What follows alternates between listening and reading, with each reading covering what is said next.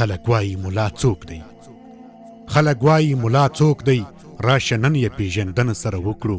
ملا سپر د مظلومانو، ملا مثل د غیرت دی، ملا څلی د عظمت دی، لاروی د حقیقت دی، ملا ستوری ځلیدونکی د تیارو په وړاندې راغی، د مشال غوندې ښکاره شو، تجلا یې هم خوره شوه له ختیځه تر لویدیځه.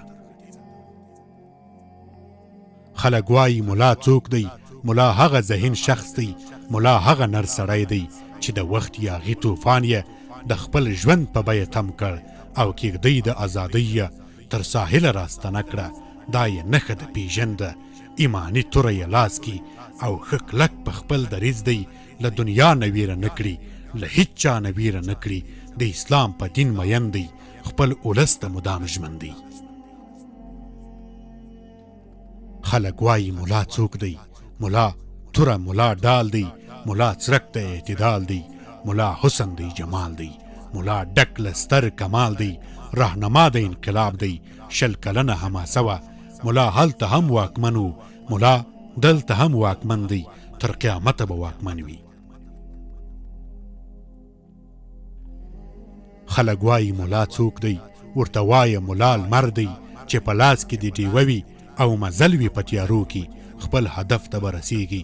د دې لارو له زیانونو، له دې کندو تندکونو، د ډیوې له برکته روغ راووتلې ګوره، بس د دې ډیوې مثال خو له ملا سره جوړیږي.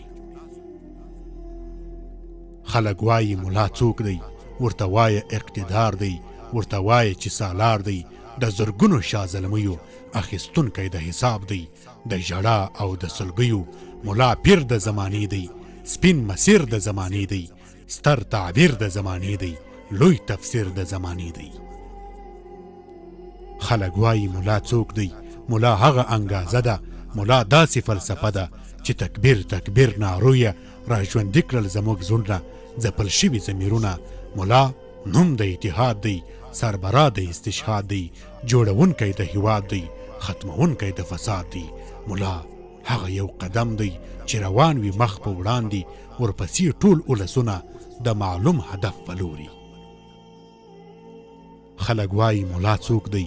ملا داسې مقتدا دی، اقتدا یې د لازمه په هر وخت په هر زمان کې، ورسره د خدای نصرت دی، بریمن په هر میدان کې. موږ منلی خپل امیر دی، هم پاچا دی هم وزیر دی. ملا خوښ زموږ د ټولو، ملا خوښ د هر افغان دی، ملا ستوری د اسمان دی، تل د حق په لار روان دی، د یارمل د سترګو تور دی، د یارمل د قلم توان دی. د یارمل د سترګو تور دی، د یارمل د قلم توان دی.